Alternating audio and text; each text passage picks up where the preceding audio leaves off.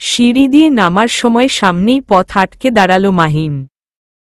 ধ্রুব ভয় নীলার হাত শক্ত করে ধরল। নীলা মাহিনকে দেখে চোখ বন্ধ করে নিল। মাহিন কিছু বলতে নিবে তার আগেই নীলা বলল, ধ্রুব, অদিতি, তোরা আমাকে ধরে একটু নিচে নামা। ধ্রুব নীলার দিকে তাকিয়ে বলল, চশমাটা খোল, তাহলেই তো হয়। আরে চশমা খুললে কিছু চিনতে না পারলে কি হবে, আকার আকৃতি তো স্পষ্ট দেখা যায়। ওকে। ধ্রুব অদিতি নীলার কথা মতো নীলাকে ধরে মাহিনকে ক্রস করাল। মাহিন সেই একই জায়গায় স্থির হয়ে আছে। নীলার ব্যবহারে জলে পুড়ে যাচ্ছে মাথার মগজ। এবার নীলা চোখ খুলে তাকিয়ে ডানদিকে ঘুরে বের হতে নিবে, আবার আরেকজনের সামনে পড়তে হল।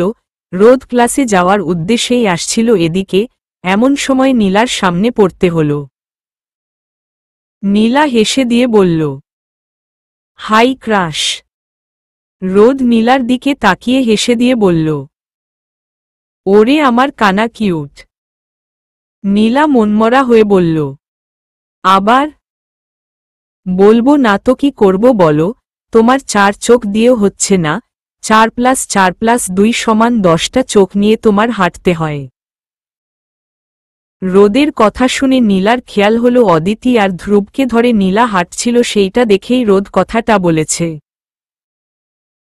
আরে আমি তো চোখ বন্ধ করে হাঁটছিলাম, আপনিই তো বললেন না, যেসব জিনিস দেখলে মেজাজ গরম হবে সেখান থেকে চোখ বন্ধ করে ইগনোর করে সরে যেতে। রোদ নীলার দিকে তাকিয়ে কথা বলতে যাবে, এমন সময় রোদের খেয়াল হলো নীলার পেছনে বরাবর মাহিন সিঁড়িতে দাঁড়িয়ে আছে। রোদের চোখের সাথে চোখ পড়তেই নীলার পেছনে থেকে মাহিন বলে উঠল, ও আচ্ছা, এই কাহিনী। তুমি রোদের জালের মাছ তাহলে। পস্তাবে খুব বলে দিলাম, ভুল জায়গায় পা ফেলেছ। সময় থাকতে সরে আসো। নীলা বিরক্ত নিয়ে রোদের দিকে তাকিয়ে বলল, ওটা কি এখনো এরিয়াতেই আছে? রোদ মাথা নাড়িয়ে হ্যাঁ সূচক উত্তর দিল। দেখলেন তো, খুব তো বললেন ইগনোর করতে, এতক্ষণে দিয়ে দিতাম দুটো, ত্রিসীমানায় থাকত না। রোদ চোখ গরম করে নীলার দিকে তাকিয়ে আস্তে করে বলল। নীলা চুপ। কেন? ও মেবি ড্রাগস নিয়েছে, ওর চোখ দুটো লাল টকটকে হয়ে আছে, হুঁশে নেই ও। উল্টা পাল্টা যা ইচ্ছে বলবে করবেও। তার থেকে তোমরা যেখানে যাচ্ছিলে যাও। আপনিও চলুন। আমার ক্লাস আছে, তোমরা যাও। ওকে। আর শুনো। হ্যাঁ ভাইয়া। লাস্ট ক্লাস শেষ হতেই আগেই বাড়ি চলে যেও না, অবলা বান্দাটার জন্য একটু অপেক্ষা করো। নীলা হেসে দিয়ে বলল, ঠিক আছে। ওরা চলে গেল। রোদ পকেটে হাত ঢুকিয়ে শীষ বাজাতে বাজাতে সিঁড়ি দিয়ে উঠতে নিল। মাহিনকে ক্রস করতে নেবে এমন সময় মাহিন বলে উঠল, ড্রিঙ্ক বা ড্রাগস কোনোটাই মাহিন চৌধুরীর মস্তিষ্ক চুল পরিমাণে বিকৃত করতে পারে না। So what? আমাকে বলছো কেন তুমি? ক্লাস টপারদের বই খাতা নিয়ে মুখ বুজে থাকাটাই বেটার। তোমার লাইফস্টাইল নিয়ে কখনো আমি সাজেশন দিতে গেছি মাহিন? তাহলে তুই কেন আমার জিনিস নিয়ে টানাটানি করছিস?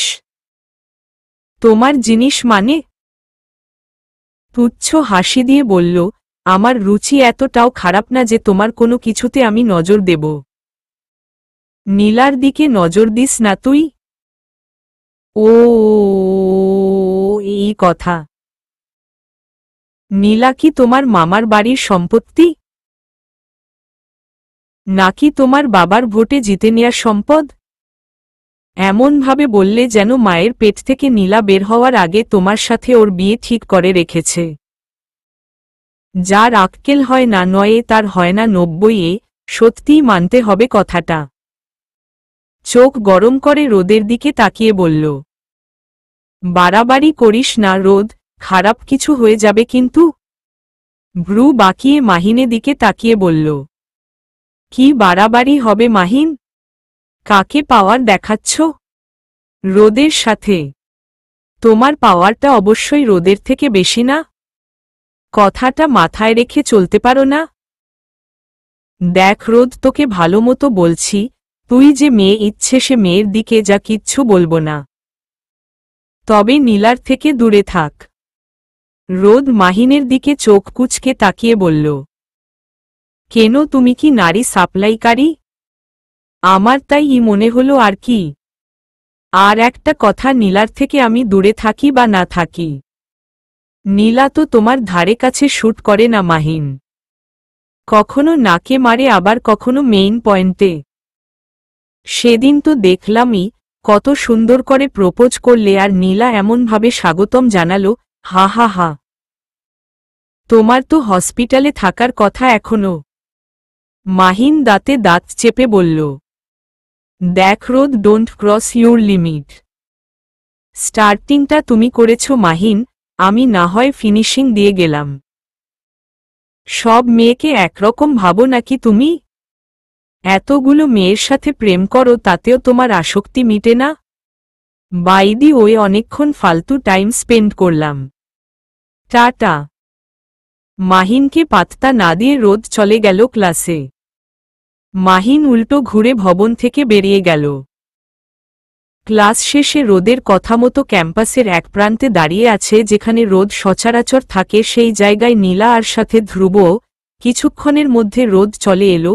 গাড়ি থামিয়ে বের হয়ে নীলার সামনে দাঁড়িয়ে রোদ বলল, সরি লেট হলো, কষ্ট দিলাম অনেক। না না, সমস্যা নেই, লেট হয়নি আপনার, আমরাও কেবল এলাম এখানে। চলো যাওয়া যাক তাহলে।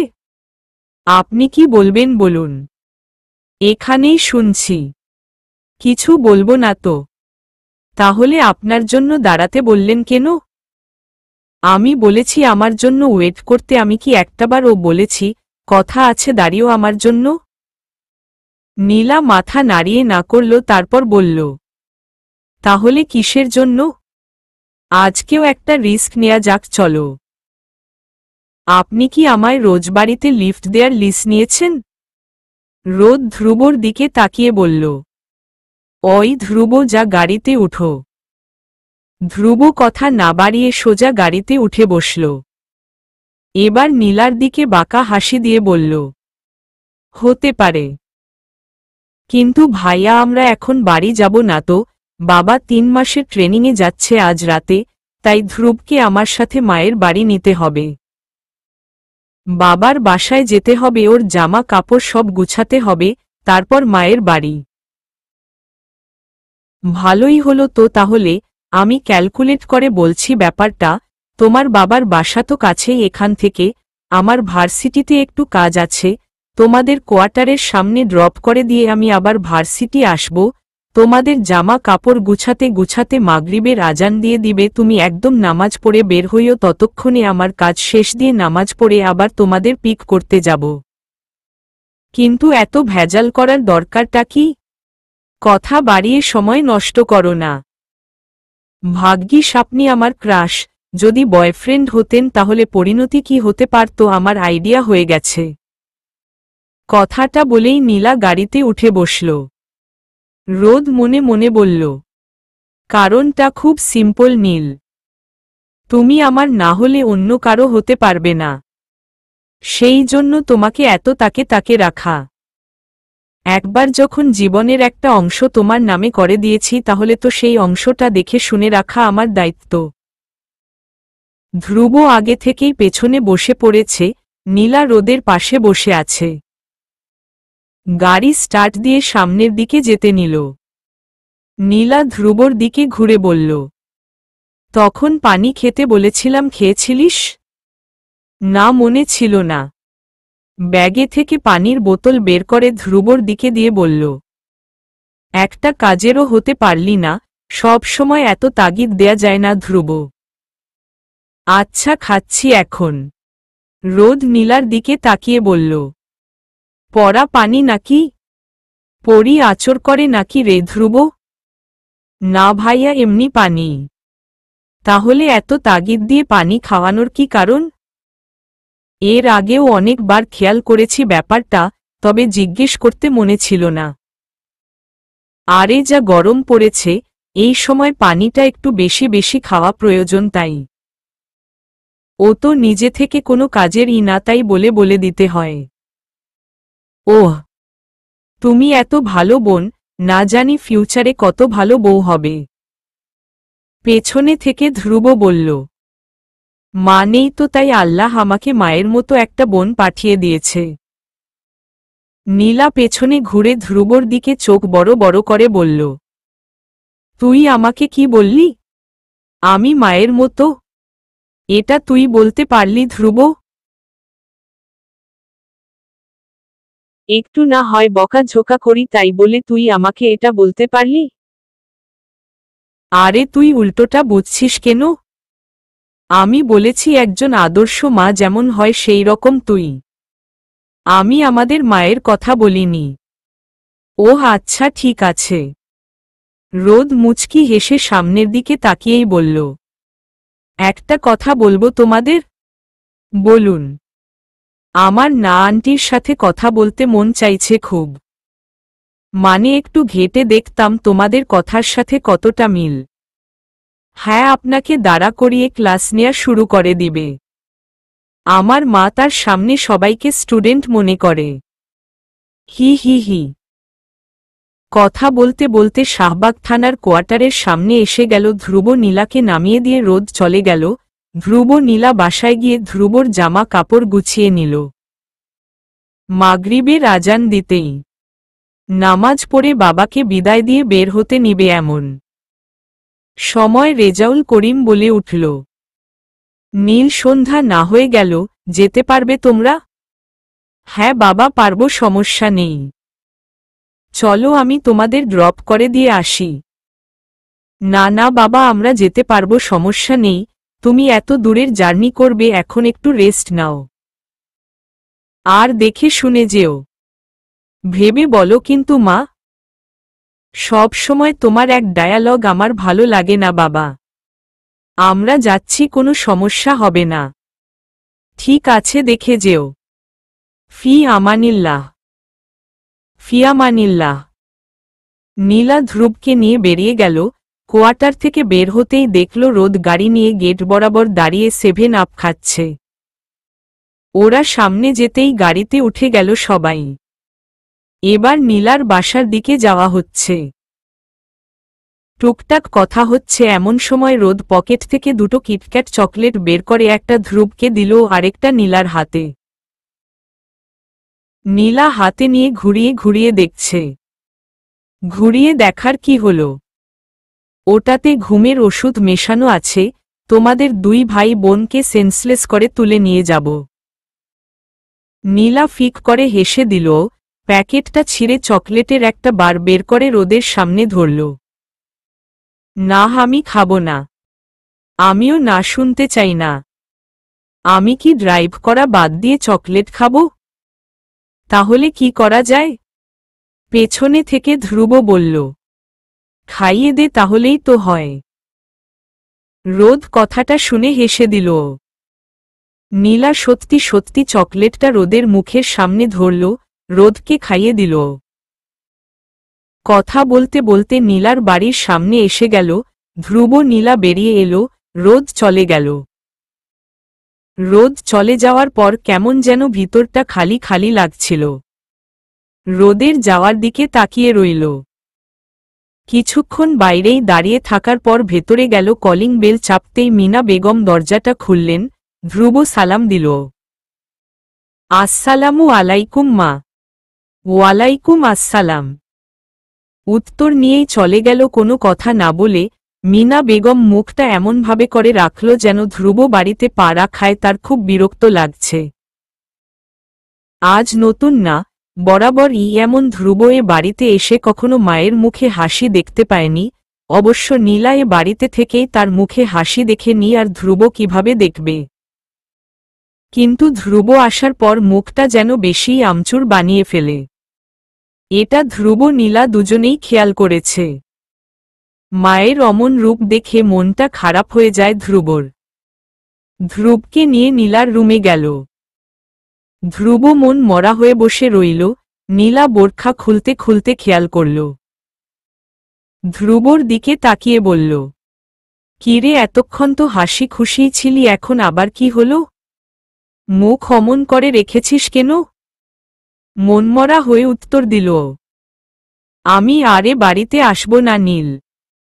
কেন? আমার মনে হয় আমি এ বাড়িতে আসলে মা খুশি তো দূর উল্টো বেজার হয়। আজ অবধি দেখলাম না মা আমায় দেখে খুশি হল। ওহ আচ্ছা, এই জন্য মন খারাপ? নীলা ধ্রুবর পাশে বসে ধ্রুবর মুখের দিকে তাকিয়ে বলল, আমাকে একটা কথা বলতো, সত্যি করে বলবি। কি? তুই এই বাড়িতে কার জন্য আসিস? তোর জন্য। আমি কি মুখ বেজার করে আছি? না। রাগী স্বরে নীলা বলল, তাহলে কে কি করল না বলল সেটা নিয়ে তোর এত মাথা ব্যথা কেন? তুই যদি আমার জন্যই আসিস তাহলে এত কথা কিসের?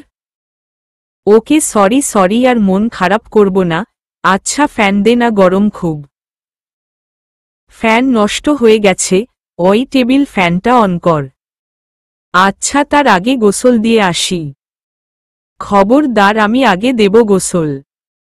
না, আমি আগে। চোখ গরম করে বলল, আমি আগে দেব বলেছি না। তুই বলতে থাক, আমি গেলাম। বলেই ধ্রুব দৌড় দিয়ে বাথরুমে চলে গেল। নীলা চেঁচিয়ে চেঁচিয়ে বলল, কাজটা তুই ঠিক করলি না ধ্রুব। আমার খুব গরম লাগছে। এমন সময় কাজের বুয়া এসে রুমে নক করল। খালা বলবে কিছু? ঠান্ডা শরবত আনছিলাম আফনেগো লিগা। ও আচ্ছা দাও। নীলা শরবতের গ্লাস দুটো নিল। এক গ্লাস শরবত বসে খেতে নিয়েই মনে পড়ল ধ্রুবর কথা। বাথরুমের সামনে গিয়ে নক বলল, ধ্রুব, গায়ে পানি ঢেলেছিস? ভেতর থেকে ধ্রুব উত্তর দিল, না, বালতি খালি ছিল, পানি ভরছি। আচ্ছা, বালতি ভরতে থাক, তুই বেরিয়ে শরবতটা খেয়ে নে। গোসল দিয়ে খাবো। এখন খেতে ভালো লাগবে, ঠান্ডা ছিল। ধ্রুব বাথরুমের দরজা খুলে বের হল। নীলা শরবতের গ্লাস ধ্রুবর হাতে দিল। ধ্রুব বিছানায় বসে শরবতটা খাচ্ছে। এমন সময় নীলা বলল, ধ্রুব। ধ্রুব নীলার দিকে তাকালো। নীলা হেসে দিয়ে বলল, টাটা। না, এমন করিস না নীল। নীলা বাথরুমের দরজা আটকে দিল। শরবতের ওছিলায় ধ্রুবকে বের করে নিজে ঢুকে গেল বাথরুমে। বেচারা ধ্রুব বোকা বনে গেল। নীলা বের হওয়ার পর ধ্রুব গেল গোসলে। ফ্যানটাও এমন সময়ে নষ্ট হয়েছে, গরমে শেষ।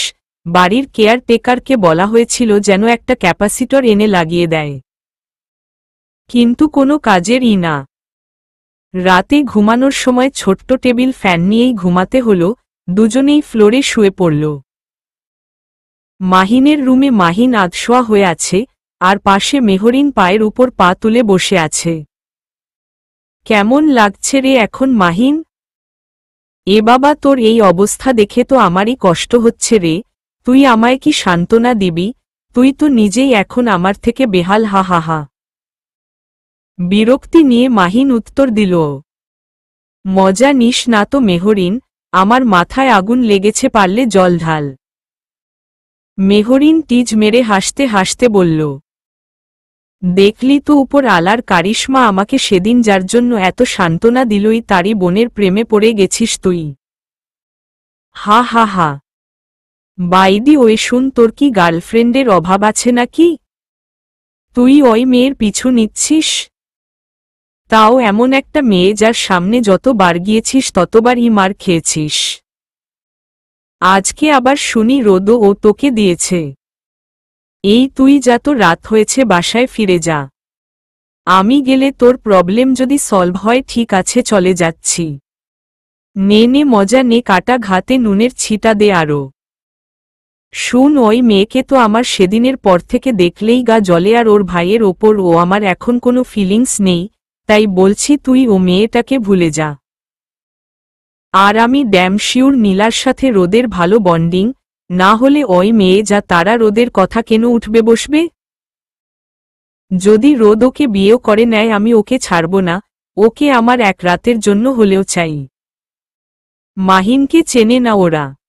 মেহরিন হতাশার নিঃশ্বাস ফেলে দিয়ে বলল, সারা রাত রামায়ণ শুইনা সকালে কয় সীতা কার বাপ। সময় চলতে চলতে আরও কিছুদিন কেটে গেল।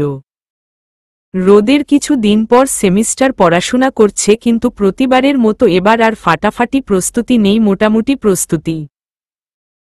পড়াশোনা কম করার কারণ একটাই, সেটা নীলার চিন্তা।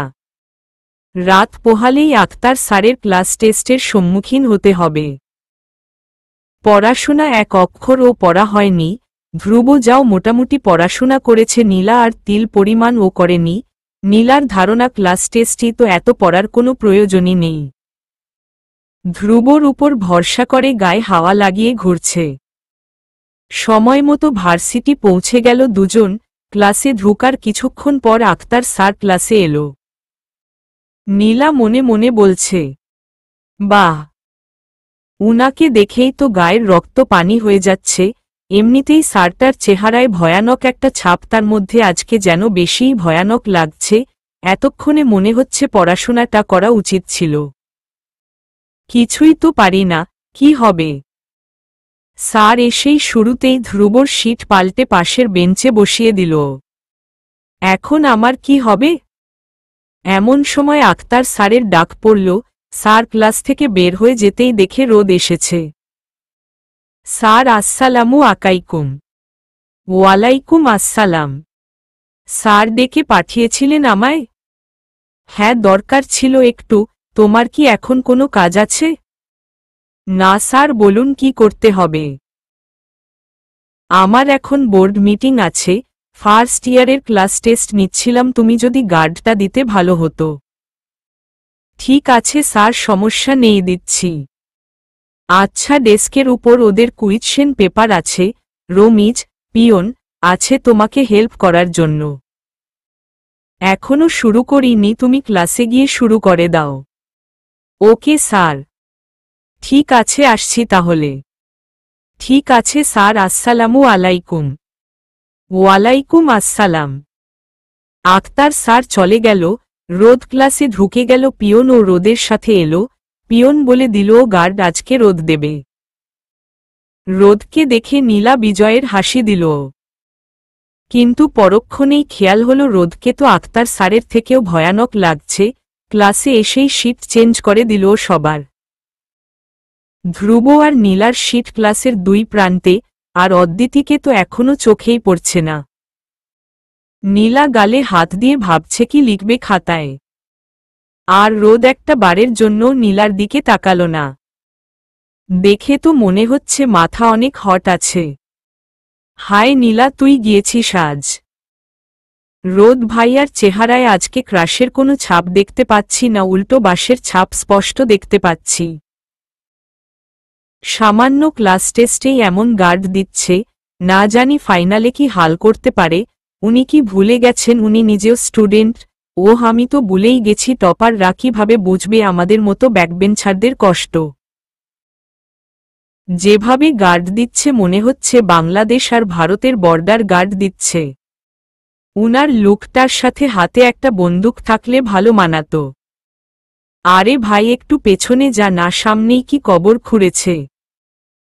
কিছুক্ষণ পর রোদ নীলার পাশে এসে দাঁড়ালো। চোখ গরম করে তাকিয়ে নীলার কানের কাছে মুখ নিয়ে আস্তে করে বলল, আমার চেহারায় কি অ্যান্সার শিট লাগানো? না ননা, না তো। তাহলে চোখ খাতার দিকে না দিয়ে আমার দিকে তাকিয়ে আছো কেন?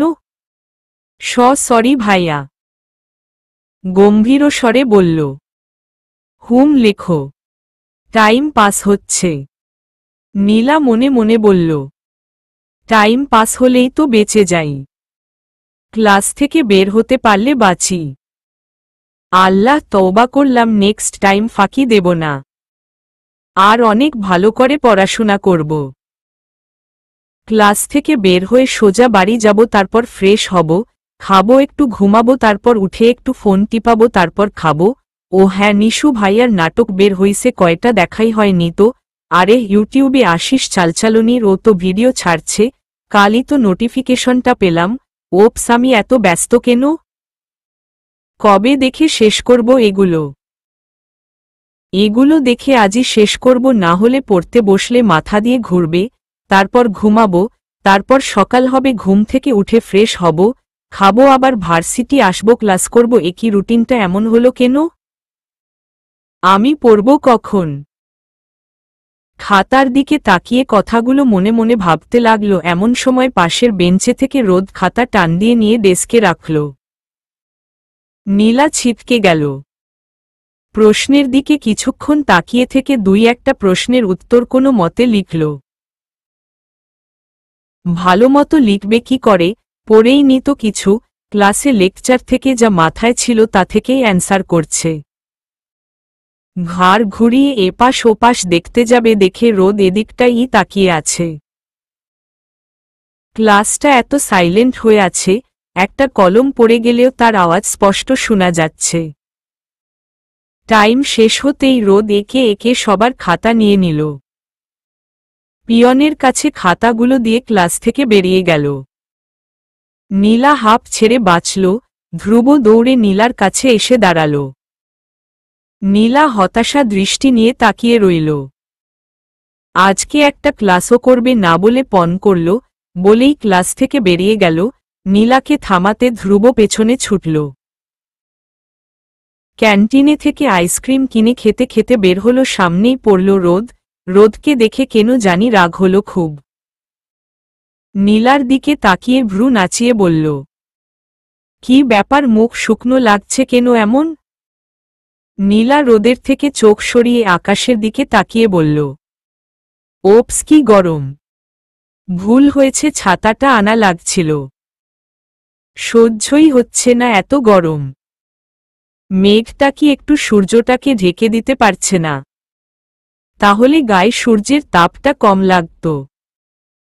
ইনডাইরেক্টলি কথাগুলো রোদকে বললেও রোদ নীলার একটা কথাও বুঝেনি। নীলা কথাগুলো বলেই অন্যদিকে তাকিয়ে রোদের পাশ কাটিয়ে চলে গেল। রোদ বোকার মতো দাঁড়িয়ে রইল। কি করে বুঝবে নীলার কথা? আজকে তো আকাশটাই মেঘলা মেঘলা। ও গরম পায় কোথা থেকে? নীলা চলে গেলেও নীলার পেছনে ধ্রুব দাঁড়িয়েছিল, রোদের বরাবর এখনো দাঁড়িয়ে আছে।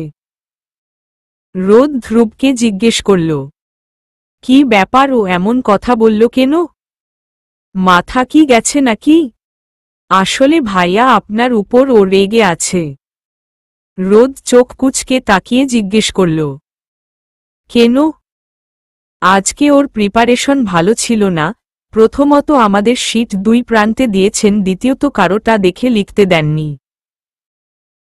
ধ্রুবর কথা শুনে রোদ মাথা নাড়িয়ে নাড়িয়ে নীলার কথাগুলো রিপিট করল ব্রেইনে, তারপর বুঝল নীলার ইনডাইরেক্ট কথাগুলো। ওহ আচ্ছা আচ্ছা, এই কাহিনী। ঠিক আছে, সমস্যা নেই। যা বোনকে সান্ত্বনা দে। ঠিক আছে ভাইয়া। দুই ক্লাস শেষ হতেই রোদ বের হচ্ছিল ক্লাস থেকে, এমন সময় পিয়ন এসে জানালো ডিপার্টমেন্ট হেড শরীফুল স্যার ডেকে পাঠিয়েছেন। রোদ সোজা অফিসে গেল। অফিসের বাইরে থেকে রোদ বলল, may I come in sir? ভেতর থেকে উত্তর আসল, ইয়েস কাম ইন।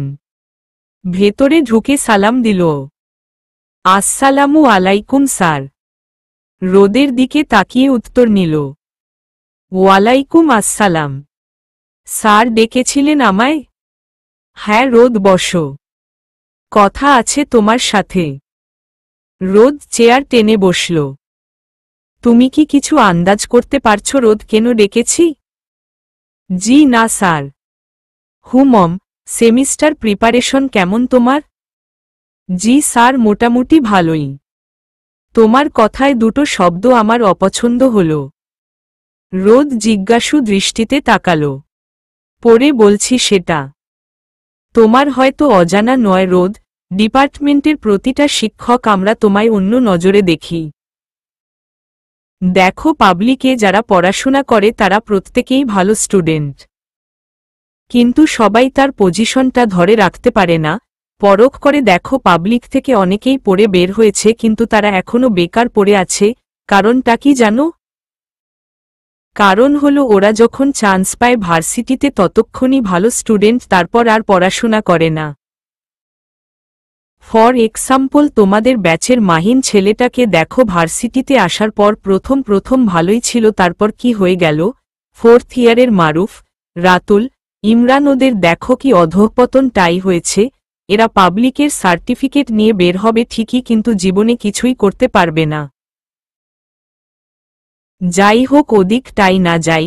প্রতি ইয়ারেই আমরা অনেক ক্লাস টপার দেখেছি যারা সব সময় বইয়ের মধ্যে মুখ ডুবিয়ে রাখত। দুনিয়াতে আরও কিছু আছে সেটা তাদের অজানা থাকত, কিন্তু তোমার ক্ষেত্রেই একমাত্র ভিন্নতা দেখেছি। অন্য সব টপারের থেকে তোমার র্যাঙ্কও অনেক ভালো, প্লাস তুমি সব দিক দিয়েই অ্যাক্টিভ। তুমি বন্ধু বান্ধবদের সাথে মেলা মেশা করছো, ঘুরছো ফিরছো, বাবার বিজনেসে সহায়তা করছো, আবার পড়াশোনাও ফার্স্ট ক্লাস করে যাচ্ছ, যার কারণে তুমি এক্সট্রা একটা অ্যাটেনশন নিয়ে থাকো প্রতিটা শিক্ষকের, আর সব স্টুডেন্টের থেকে তুমি একদমই আলাদা। তুমি যখন সেকেন্ড ইয়ারে ছিলে তখনই তোমার ভেতরের প্রতিভাটা আমরা প্রতিটা শিক্ষক লক্ষ্য করেছি, যার কারণে মাঝে মাঝে তোমাকে দিয়ে ফার্স্ট ইয়ারের ক্লাস নেওয়াতাম। আর দেখো, আমাদের ধারণাটাও সত্যি হলো, সেকেন্ড ইয়ারে থাকতেই তোমার লেকচার স্কিল এতটা নিখুঁত ছিল, যার কারণে আমরা সবাই তোমাকে নিয়ে আশা করি এটা পড়াশোনা শেষে তুমি এই ভার্সিটিতে প্রফেসর হয়ে থাকো। তোমার র্যাঙ্কটা অনেক বেশি ভালো। আজকে তোমাকে ডেকে কথাগুলো বলছি কারণটা হলো তোমার ভেতরের স্পিডটা ইদানিং আমরা মিসিং দেখছি, ক্লাসে মনোযোগ কম দিচ্ছ। রিসেন্ট অ্যাসাইনমেন্টগুলো তুমি লাস্ট ডেটে জমা দিয়েছ, যেটা তোমার সিলেবাসে একদমই নতুন। এগুলো আমাদের খুবই বিব্রত করছে, তাই তোমাকে ডেকে পাঠানো হয়েছে। যদি কোনো সমস্যা থাকে তুমি নির্দ্বিধায় শেয়ার করতে পারো। Any problem Rod? No sir, I'm okay. And sorry sir, next time এমন হবে। আমি চাই তুমি আমাদের এক্সপেকটেশন পূরণ করবে রোদ। শিওর স্যার, আমি চেষ্টা করব। এখন বলছি যে শব্দ দুটো আমার পছন্দ হয়নি। নাম্বার 1 মোটামুটি, নাম্বার 2 প্রত্যয়টা। আমি চাই না তোমার সিলেবাসে এরকম কোনো ওয়ার্ড থাকুক রোদ। Sure sir. এখন আসতে পারো তুমি। Okay sir. রোদ উঠে দাঁড়ালো। আমার কথাগুলো মনে থাকে যেন। Sure sir.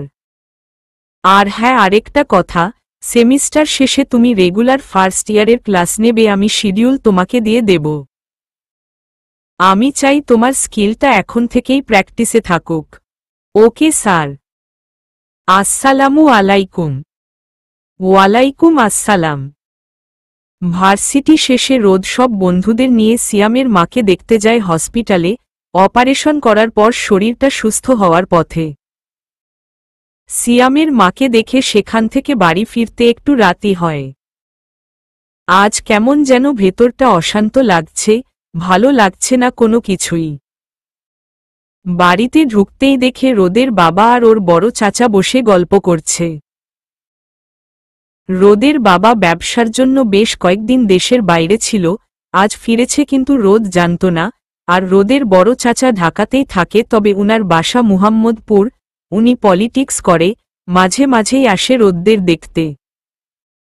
ভেতরে এসে রোদ তাদের দিকে তাকিয়ে সালাম দিল। আসসালামু আলাইকুম। উনারা একসাথে উত্তর নিল। ওয়ালাইকুম আসসালাম। রোদের বড় চাচা বলল, কেমন আছে বাবাটা? আলহামদুলিল্লাহ, অনেক ভালো আছি। তুমি কেমন আছো বড় বাবা? আলহামদুলিল্লাহ ভালো আছি বাবা। বড় মা আসেনি? এসেছে তো, তোমার মায়ের সাথে গল্প করছে হয়তো। ওহ। বাবার দিকে তাকিয়ে জিজ্ঞেস করল, বাবা তুমি কখন এলে? তোমার না কাল আসার কথা ছিল? কাজটা শেষ হয়েছে তাই এসে পড়েছি। তুমি কি আজ অফিস গিয়েছিলে? না বাবা, কাল গিয়েছিলাম। সব ঠিকঠাকই আছে দেখলাম। রোদের চাচা রোদের বাবার দিকে ঘুরে বলল, ছেলেটাকে এখনই কি বিজনেসের বোঝা দিয়ে মারবি নাকি? ছোট আছে, ও এত চাপ দিস না, পড়াশোনা করে আবার তোর বিজনেসের সাথে থাকতে হচ্ছে। পাগল হয়ে যাবে তোর ছেলে। ওর বয়সটা দেখ, এখন কি ওর এসব করার বয়স? রোদ বাবা, আসো তো, বসো এখানে। রোদ বড় চাচার পাশে গিয়ে বসল। বড় ভাইয়ের দিকে তাকিয়ে আহমাদ শিকদার বলল, আরে ভাইজান, রোদকে তো এখনই চাপ দিচ্ছি না, আমার মাথায় আছে তো সব। এখন একটু কাজ করাই যেন ফিউচারে কোনো প্রবলেমে না পড়তে হয়। আর বাইরের মানুষজন দিয়ে তো বিশ্বাস নেই, তাই যখন দেশের বাইরে যাই তখন রোদকে এদিকটা একটু দেখাশোনা করতে বলি। এতে রোদেরই ভালো, ফিউচারে ও বিজনেস ওয়ার্ল্ডে ভালো পারফর্ম করতে পারবে। রোদ বাবার দিকে রাগী ভাব দেখিয়ে বলল, আচ্ছা বাবা, কি এক কথা বারবার বলছো? আমি তো বলেছি আমি তোমায় জাস্ট হেল্প করছি তোমার বিজনেসে, তাই বলে ফিউচারে এটা আমার ঘাড়ে পেতে নেব না এমনটা ভুল করেও আশা করো না। প্রয়োজনে পলিটিক্স করব, কিন্তু বিজনেস না। সময় হলে একাই দায়িত্ব বুঝে নিবে, আমার আর জোর করতে হবে না। ঠাট্টা স্বরূপ ভেঙচি দিয়ে রোদের চাচা বলল, আরে রাখো তো, তুই ছেলে আমাদের পলিটিক্স করুক, ভালো হবে। কি বলিস রোদ? একদম মনের কথা বলেছ বড় বাবা, তোমার নেক্সট ইলেকশনে তোমার মন্ত্রিত্বটা আমি নেব, মনে থাকবে? এখনই নে না। কে না করেছে? এখনো আমি শিক্ষিত না বড় বাবা, মিনিমাম তো গ্র্যাজুয়েশন কমপ্লিট করতে হবে। ঠিক আছে বাবা, তোর সময় লাগে নে তুই। এমনিতেই ছেলেটা ব্যবসায় মাথা ঢুকাচ্ছে না, আর তুমি ওর মাথায় রাজনীতির ভূত চড়াচ্ছ ভাইজান।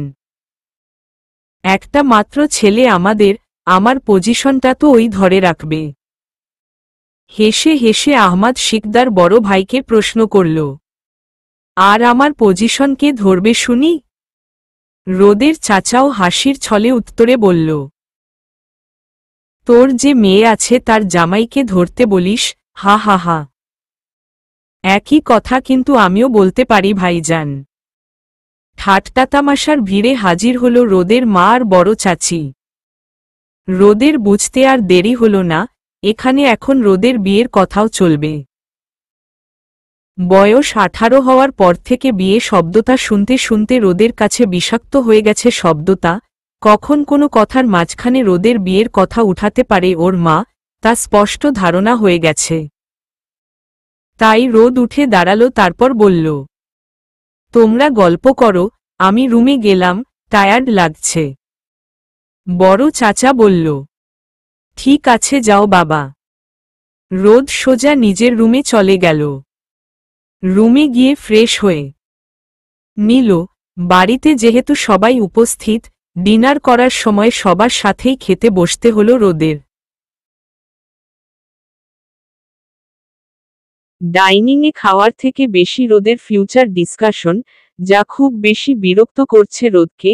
রোদের চাচার কোনো ছেলে নেই, একটা মেয়ে, তার বিয়ে হয়ে গেছে। রোদকে নিজের ছেলের মতো দেখে কথায় কথায় সে বলে উঠল পলিটিক্যাল পজিশন তার হাই লেভেল, সে চায় তার মন্ত্রিত্বের আসন রোদই দখলে নিক। রোদের বাবা একজন, সে বলছে পড়াশোনা কমপ্লিট করে সোজা বিজনেসে যেতে। আর রোদের মা, সে তো আছে তার ছেলেকে বিয়ে করানোর চিন্তা নিয়ে।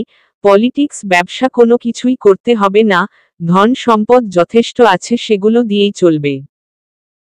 আর এদিকে রোদের স্বপ্ন, মাথা পুরো জটলা পেকে গেছে এদের আবদারে। কোনো মতে খাবার খেয়ে সোজা রুমে চলে গেল। কেমন যেন অস্থির লাগছে, পড়তেও বসল না আজ। এক বালিশ মাথার উপর দিয়ে আরেক বালিশ মাথার নিচে দিয়ে 2 বালিশে মাথা চাপা দিয়ে শুয়ে রইল। বাবা, তুই তো রোদ ভাইয়ার থেকে বেশি সিরিয়াসলি নিচ্ছিস ব্যাপারটা। উনার দায়িত্ব ছিল গার্ড দেয়া, উনি দিয়েছে, আর তুই এমনভাবে রিয়্যাক্ট করছিস যেন তোর বোর্ড এক্সামে রোদ ভাইয়া তোর খাতা নিয়ে নিয়েছে। এই তুই চুপ করবি? কথা বলবি না একটাও? রাগ করে ওভাবে বালিশে মাথা চাপা না দিয়ে রেখে উঠে পড়তে বসো। ধ্রুব, আর একটা কথা বলবি? তোকে লাথি মেরে রুমে থেকে বের করে দেব। আচ্ছা ঠিক আছে, কথা বলবো না, কিন্তু খাইয়ে দে, খিদে পেয়েছে। কেন হাত নেই তোর? এইটুকু সময়ে ভুলে গেলি আমার হাতের কি অবস্থা হয়েছে? চামচ দিয়ে খা। দে না, অমন করছিস কেন? নীলা দুই বালিশের ভেতর থেকে মাথা বের করে উঠে বসল, ধ্রুবর দিকে চোখ গরম করে তাকিয়ে বলল, অকর্মা বেককল কোথাকার, তোকে কে বলেছে ক্যাপাসিটর চেঞ্জ করতে যেতে? তাও আবার ফ্যানের সুইচ অন করে। খেয়াল করিনি ফ্যানটা অন ছিল। কি খেয়াল থাকে ভাইয়া তোমার? হাতটা পুরো কচুকাটা হয়ে গেছে। বেহাঙ্গা কোথাকার। হয়েছে, আমার আর খেতে হবে না, তোর বকা খেয়েই পেট ভরে গেছে। নীলা চোখ গরম করে তাকিয়ে থেকে বিছানা ছেড়ে উঠে দাঁড়াল, ডাইনিংয়ে থেকে খাবার নিয়ে এলো। ধ্রুবর সামনে বসে খাইয়ে দিতে লাগল ধ্রুবকে। খাওয়ার মাঝখানে ধ্রুব বলে উঠল, আচ্ছা নীলমা কি জানে আমার হাত কেটেছে? নীলা অন্যমনস্ক হয়ে উত্তর দিল, জানি না। আমি জানি। ধ্রুবর দিকে তাকিয়ে বলল, কি? মা জানে আমার হাত কেটেছে, কতটুকু কেটেছে তাও জানে। তো কি হয়েছে? মন খারাপ করে উত্তর দিল, মা একটা বারও আমায় দেখতে এলো না। নীলা ঝাড়ি মেরে বলল, আজাইরা ন্যাকামি যত্ত সব।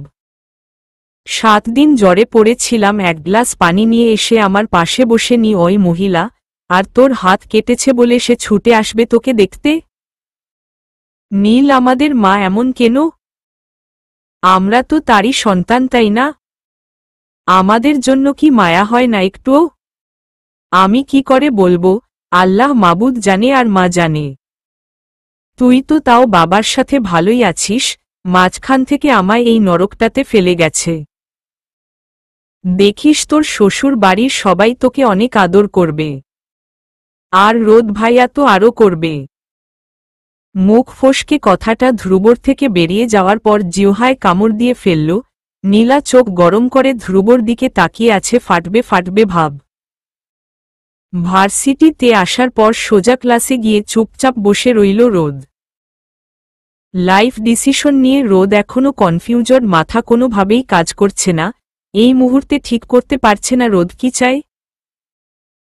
ক্লাস চলাকালীন আগের থেকে অনেক বেশি মনোযোগ দিয়ে ক্লাস করল, বন্ধুদের সাথেও তেমন কথা বলল না। ক্লাস শেষ হতেই 1 সেকেন্ড লেট না করে বাড়ি চলে গেল। সবুজ, অনিক, লিমন সবাই কনফিউজড, হঠাৎ করে কি হলো রোদের। এখন আগের মতো রোদ পড়াশোনায় অ্যাক্টিভ হয়ে গেল। সেমিস্টারের জন্য ভালোমতো প্রস্তুতি নেয়াই উঠে পড়ে লাগল। বেশ কয়েকদিন এভাবেই এক নিয়মে চলে গেল রোদের।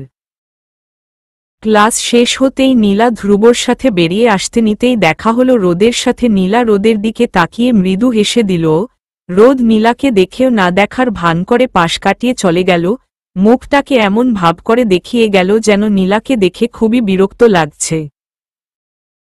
রোদের এমন ব্যবহার খুবই অবাক লাগল। নীলাও এখন বুঝতে পারছে না রোদের আবার হলোটা কি। এতদিন তো ভালোই মিষ্ট কথা বলতো, কিন্তু ইদানিং এভাবে গণহারে এভয়েড করে যাচ্ছে, নাকি সেদিন রোদকে ইগনোর করে কথা শুনিয়ে যাওয়ার জন্য ও এমন করছে।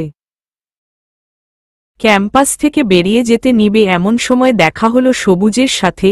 নীলা সবুজকে ডাক দিল, সবুজ ভাইয়া। সবুজ পেছনে ফিরে তাকাল। বলো নীলা। রোদ ভাইয়ার কি হয়েছে? কেমন যেন দেখলেই ইগনোর করে যাচ্ছে, কথা বললে উত্তর না দিয়েই চলে যাচ্ছে। কি বলবো রে ভাই, এটা শুধু তোমার সাথেই না, আমাদের সাথেও। ওর কি হয়েছে আমরাও বুঝতে পারছি না। দেখা হলে কথা বলে না, ফোন করলে রিসিভ করে না। এমন কি হতে পারে? উনার ফ্যামিলিতে কি কোনো প্রবলেম হয়েছে?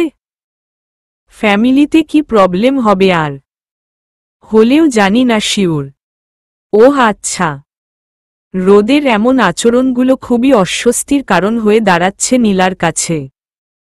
ভেতরটাই কেমন যেন চিনচিনে ব্যথা অনুভব হচ্ছে প্রতিনিয়ত। বাড়ি ফিরেও সারাদিন উদাস হয়ে থাকে। ধ্রুবও বুঝতে পারছে নীলার ভালো লাগছে না এরকমটা। বোনের এমন অবস্থা দেখে মনে হচ্ছে বোনের কিছু একটা করতে পারলে যাতে নীলার মনটা হালকা হয়। বাড়ি ফেরার উদ্দেশ্যে ধ্রুব নীলা ভার্সিটি থেকে বেরিয়ে আসে। দুজনে শহীদ মিনারের পাশ দিয়ে হাঁটতে হাঁটতে যাচ্ছিল। এমন সময় গাড়ি নিয়ে বের হওয়ার পথে নীলা আর ধ্রুবকে রাস্তায় দেখে গাড়ি থামাতে নিয়েও কি মনে করে যেন পাশ কাটিয়ে চলে গেল রোদ। এভাবে কয়েকদিন যাওয়ার পর বন্ধুরা চেপে ধরেছে রোদকে। ঘটনা কি দাঁড়ালো, এমন করছে কেন ও? রোদ কোনো উত্তর না দিয়ে একমনে সিগারেট খেয়ে যাচ্ছে। সিগারেটটা সব সময় খাওয়া হয় না, যখন খুব বেশি টেনশন হয় বা কোনো কিছু নিয়ে গভীর পর্যবেক্ষণ করাই মগ্ন থাকে তখনই খায়। অনিক রোদের দিকে তাকিয়ে বলল, কিরে বলছিস না কেন, কি হয়েছে তোর? আমাদের অপরাধটা কি? এভাবে এড়িয়ে যাওয়ার মানে কি? একেতে আমাদের পাত্তা দিচ্ছিস না, তার মধ্যে এভাবে চুপ করে আছিস, বল কিছু। কোনো উত্তর না দিয়ে রোদ আকাশের দিকে তাকিয়ে রইল চুপচাপ। রোদ এভাবে চুপচাপ থাকলে কোনো সমস্যার সমাধান হবে না। তুই বল কি হয়েছে তোর? এবার মুখ ফুটে বলল রোদ। আকাশটা মেঘলা, বৃষ্টি হবে হয়তো। দেখ ভাই, এভাবে আমাদের প্রশ্ন এড়িয়ে যেতে পারবি না তুই। বল কি হয়েছে তোর? তুই সব সময় আমাদের সমস্যায় বিপদে পাশে থেকেছিস। যত প্রকার সাহায্য লাগে তুই করেছিস। আর আজ তোর কি হয়েছে সেটা আমরা জানি না অবধি। জেনে কি করবি বল? আমার সমস্যাটার কোনো সমাধানই নেই রে। সমস্যাটা বলবি তো তুই? ভাই, ডিপ্রেশনে শেষ হয়ে যাচ্ছি। আমি নিজেও কনফিউজড আমার লাইফ নিয়ে। বাবা বলছে পড়াশোনা শেষ দিয়ে বিজনেস করতে, বড় বাবা বলছে পলিটিক্স জয়েন করতে, মা বলছে বিয়ে করতে, আর সেদিন শরীফুল স্যার ডেকে বলছেন ভার্সিটির লেকচারার হয়ে থাকতে। সব কিছু মাথার উপর দিয়ে ঘুরপাক খাচ্ছে আমার। আমি এখন বুঝতে পারছি না আমি কি করব। পাশে থেকে সবুজ বলল, ভাই, তোর সমস্যাটার তো দেখি আসলে কোনো সমাধান নেই রে। অনিক ইয়ার্কির ছলে বলল, বড় লোকের বিরাট কারবার। আমরা টেনশনে আছি পড়াশোনা শেষ করে চাকরি পাবো কিনা, আর তুই থার্ড ইয়ারে থাকতেই সব অফার পকেটে নিয়ে ঘুরছিস। মজা নিস না ভাই, মজা করার মুডে নেই। আচ্ছা ঠিক আছে, সবুজ রোদের সামনে দাঁড়িয়ে বলল। কিন্তু তাই বলে তুই সব ডিপ্রেশন নিজের মধ্যে নিয়ে রাখবি? কত টেনশনে ছিলাম কটা দিন আমরা। তার মধ্যে নীলা মেয়েটাকেও তুই একই রকমভাবে ইগনোর করে যাচ্ছিস। মেয়েটার সমনে যতবারই পড়ি এসে জিজ্ঞেস করে রোদ ভাইয়ার কি হয়েছে। নীলার নাম শোনার পর ওর কথা মনে পড়ল। রোদ লিমনের দিকে তাকিয়ে বলল, সিগারেটটা শেষ, আরেকটা দে। ভাই, পুরো প্যাকেট খালি হয়ে গেছে। আরেক প্যাকেট আনো। আচ্ছা দেখছি। রোদ সবুজের দিকে তাকিয়ে বলল, নীলা কোথায়? ক্লাসে হয়তো। ধ্রুবকে ফোন করে এদিকটাই আসতে বল। আচ্ছা বলছি, কিন্তু মনে হয় না ধ্রুবকে ক্লাস থেকে বের হতে দেবে। গুড়ি গুড়ি বৃষ্টি পড়ছে, যে কোনো সময় জোরে বৃষ্টি নেমে যাবে। আচ্ছা, ধ্রুব না এলো নীলাকে আসতে বল, ওর সাথে কথা আছে। ঠিক আছে বলছি। সবুজ ধ্রুবকে বলল নীলাকে পাঠিয়ে দিতে। নীল, রোদ ভাইয়া তোকে ডাকে যা। কেন? তা তো জানি না, দাঁড়া জিজ্ঞেস করছি। জানতে হবে না, আমি যাব না। কেন? অভিমানী স্বরে বলল, উনার যদি কোনো দরকার থাকে তাহলে ক্লাসে এসে বলতে বল। আমি যেতে পারবো না। যা না, খুব দরকার বলেছে। নীলা ধমক দিয়ে বলল, বললাম তো যাব না। আচ্ছা ঠিক আছে, না গেলি। ধ্রুব আর কিছু বলল না। নীলাও চুপ করে রইল। কিছুক্ষণ নীরব থাকার পর নীলা ধ্রুবর দিকে তাকিয়ে বলল, উনি কোথায় রে? মাঠের ওই পাশে ছাউনির দিকে যেতে বলল। ঠিক আছে তুই থাক, আমি যাচ্ছি, বৃষ্টি নামছে বাইরে। আমিও যাই। না, ঠান্ডা লাগবে তোর। এখানেই থাক, ব্যাগ পাহারা দে। আচ্ছা যা, তবে ছাতা নিয়ে যা, ভিজবি না কিন্তু। নীলা ছাতা হাতে করে নিয়ে বের হল। নিচে নামতেই এতক্ষণে মুষলধারে বৃষ্টি নেমে গেছে। নীলা ছাতা ফুটিয়ে বের হল। শর্টকাটের উদ্দেশ্যে মাঠের উপর দিয়ে হাঁটা শুরু করল। এমন বৃষ্টি নেমেছে, ছাতা নিয়েও লাভ হল না, শরীর ভিজেই যাচ্ছে। রোদ বেঞ্চে বসে পায়ের ওপর পা তুলে বসে সিগারেট টানছে। এমন সময় সিয়াম মাঠের দিকে তাকিয়ে বলল, ভাই ভাবি আসতাছে। রোদ মাঠের দিকে তাকালো। নীলাকে আসতে দেখে হাতের সিগারেটটা ফেলে দিয়ে উঠে দাঁড়াল। মৃদু হেসে ছাউনি থেকে বের হয়ে যেতে নিবে এমন সময় সবুজ বলল, কই যাচ্ছিস তুই? নীলা তো আসছেই এদিকে। থাক তোরা, আমি আসছি। ছাতা নিয়ে যা। লাগবে না। রোদ ছাউনি থেকে বেরিয়ে নীলার বরাবর যেতে লাগল। মাঠের মাঝখানটায় আসার পর দেখল রোদ নীলার দিকেই আসছে। নীলা থেমে গেল।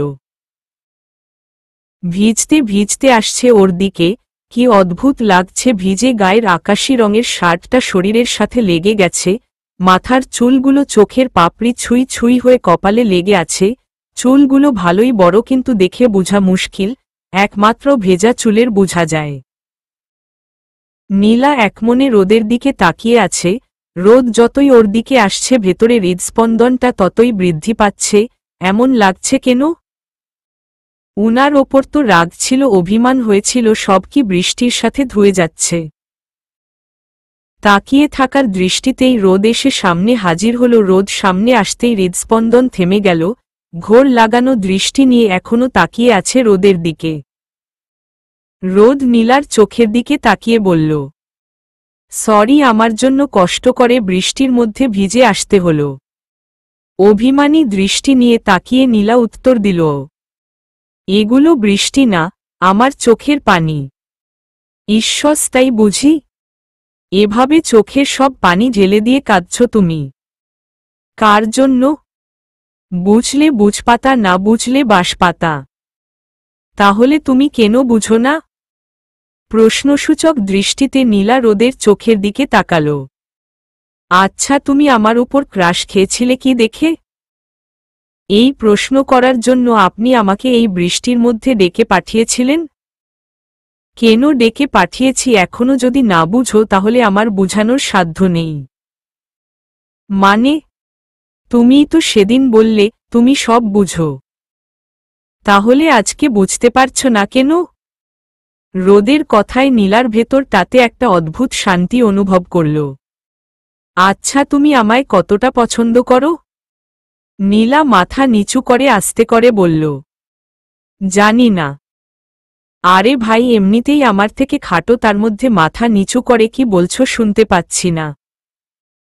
বাঁশঝাড়ের দিকে তাকালে ঘাড় ব্যথা করে। ঠিক আছে, সমস্যা নেই, তাহলে বলো শুনি, কতটা ভালো লাগে? আপনি কিন্তু আমাকে পটানোর চেষ্টা করছেন, আমি কিন্তু পটব না। রোদ মৃদু হেসে দিয়ে হাঁটু গেড়ে নীলার সামনে বসল। নীলা বোকার মতো দাঁড়িয়ে রইল, রোদের কর্মকাণ্ড দেখতে লাগল।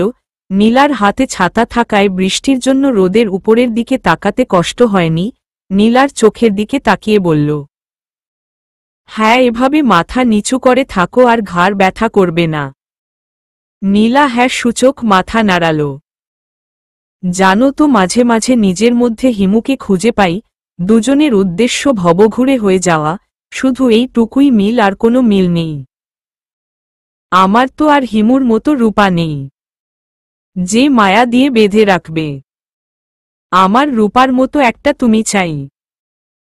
হুট করে একদিন সামনে দাঁড়িয়ে বলবো কেমন আছো, আর রূপার মতো লাজুক স্বরে বলবে তুমি কেমন আছো। বলবো না কখনো তোমায় অনেক ভালোবাসি, কিন্তু তুমি জানবে ভালোবাসি তোমাকে। চোখের মায় আটকে নেব, যেন অন্য কারো হতে না পারো। চোখ দেখেই বুঝে নেবে ভালোবাসা, রাগ, অভিমান। ভবঘুরে হওয়ার সঙ্গী হবে কি? নীলা চুপচাপ দাঁড়িয়ে কথাগুলো শুনছে, সবটা আনএক্সপেক্টেড ছিল। এমনটা করতে পারে রোদ আইডিয়ার বাইরে ছিল। রোদের কথাগুলো শুনে মন এখন হাওয়ায় উড়তেছে। কি গো, হবে না?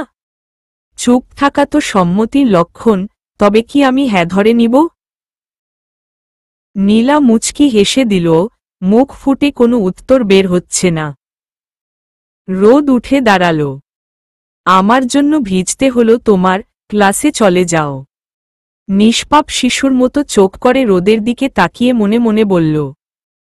রাগ করল নাকি, কোনো উত্তর দেইনি বলে? আমি কিন্তু আর সবার মতো আদর করে কিছু বলতে পারবো না, শাসন করে বললে সেটা ভালোবাসা মনে করে গ্রহণ করতে হবে। বৃষ্টি থামলে বাসায় চলে যেও। রাতে ফ্রি হয়ে ফোন দিও, কথা আছে। কথাগুলো বলেই রোদ উল্টো ঘুরে ভিজতে ভিজতে চলে গেল। নীলা এখনো সেভাবেই স্ট্যাচু হয়ে দাঁড়িয়ে রোদের যাওয়ার দিকে তাকিয়ে আছে। হায় রে, প্রপোজের ছিঁড়ি দেখো, সবই তো ঠিক ছিল। বৃষ্টি ভেজা এই ক্ষণে কি সুন্দর হাঁটু গেড়ে বসল ঠিকই, কিন্তু 2 লাইনের একটা সারাংশ বলে চলে গেল। আরে বেটা, ভালো মতো আমার উত্তরটাও নিয়ে যাবি তা নাউনি। উনার মন্তব্য শেষ করে হুড়মুড় করে চলে গেল। বাইদি ওয়ে, আমি তো রাগ করেছিলাম, কিছু বললাম না কেন উনাকে? না থাক, উনি ইগনোর করেছিল আর আজকে প্রপোজ করল, ইকুয়াল শোধভাত। রোদ উল্টো ঘুরে দেখে নীলা আগের মতোই দাঁড়িয়ে আছে, আবার নীলার দিকে ঘুরে আসতে নিল। নীলা বুঝতে পারছে না আবার আসছে কেন। আগের বার এসে তো প্রপোজ করে গেল, এবার কি এসে প্রপোজ ফেরত নিয়ে যাবে? হায় হায়, আমি দৌড় দেই, আমাকে পাবেও না, প্রপোজ ফেরতও নিতে পারবে না। উল্টো ঘুরে চলে যেতে নিবে এইটুকু সময়ে রোদ নীলার কাছে এসে গেল। পেছনে থেকে রোদ ডাক দিতেই নীলা থ হয়ে দাঁড়িয়ে গেল, মনে মনে বলছে প্রপোজ ফেরত না নেয় যেন। রোদের দিকে আস্তে আস্তে ঘুরে দাঁড়াল। রোদ নীলাকে বলল, তোমার হাতটা ধরতে পারি? মাথা নাড়িয়ে হ্যাঁ সূচক উত্তর দিল। রোদ নীলার হাত ধরে সাথে করে নিয়ে গেল ছাউনির দিকে। এতক্ষণ রোদ আর নীলার এই মুহূর্ত মেহরিন উপর থেকে সুন্দর করে ভিডিও করে মাহিনকে পাঠিয়ে দিল। মাহিন আজ ভার্সিটিতে আসেনি। কি রে মাহিন, ভিডিও দেখেছিস? How sweet. ক্যাম্পাসের মধ্যে দুজন বৃষ্টিতে ভিজে রোম্যান্স করছে, আর তুই বাড়িতে বসে আঙুল চুষছিস। শাট আপ ইয়ার। আমি ঢাকার বাইরে আছি। হ্যাঁ, তুই বাইরেই থাক, আমি একা একা রামলীলা দেখি। শুন, কেউ যখন উপরে উঠে তাকে উপরে উঠতে দিতে হয়, কারণ সে যত উপরে উঠবে ফেলে দেওয়ার সময় সে তত বেশি আঘাতপ্রাপ্ত, বুঝলি? এক্সাক্টলি তোর প্ল্যানটা কি বলতো? অনেক বড় প্ল্যান, লং টাইমের ব্যাপার, সামনাসামনি ডিসকাশন করতে হবে। তাড়াহুড়োর কিচ্ছু নেই, হাতে অনেক টাইম আছে। ওকে ওকে, এজ ইউর উইশ। বাড়ি ফেরার পর কেমন যেন ভেতরটায় একটা অন্যরকম শান্তি বিরাজ করছে রোদ নীলার দুজনেরই। বিশেষ করে রোদের কটা দিন এত ডিপ্রেশনে ছিল, আজকে সব ডিপ্রেশন দূর হয়ে গেছে। নীলাকে নিয়ে এখন আর কোনো টেনশন হচ্ছে না, পড়াশোনায়ও ভালোমতো কনসালটেন্ট করতে পারছে। রাত প্রায় বাজে 11টা, এমন সময় রওয়া এসে নক করল রোদের রুমে। ভেতরে আসতেই রোদের মগজ খাচ্ছে। এই ভাইয়া, অমন করছিস কেন? দেখা না তোর গার্লফ্রেন্ডের ছবি, আমি প্রমিস করছু তোকে আর বিরক্ত করব না। রোদ চোখ গরম করে রওয়ার দিকে তাকিয়ে ধমক দিয়ে বলল, কি ক্যাচাল শুরু করলি তুই? গার্লফ্রেন্ড পাবো কোথায় আমি? তোর কোনো বান্ধবী এসে প্রপোজ করেছে আমায়, নাকি আমি গিয়ে প্রপোজ করেছিলাম যার খোঁজ পেয়ে তুই আমার কাছে এসেছিস? আমি জানি তুই প্রেম করিস। রওয়ার দিকে ঘুরে হাত জোর করে বলল, 7 দিন রওয়া, আর মাত্র 7 দিন আছে আমার এক্সামের, দয়া করে মুক্তি দে তোর এই অপবাদ থেকে। কথাগুলো বলতে বলতে পাশে থেকে রোদের ফোন বেজে উঠল।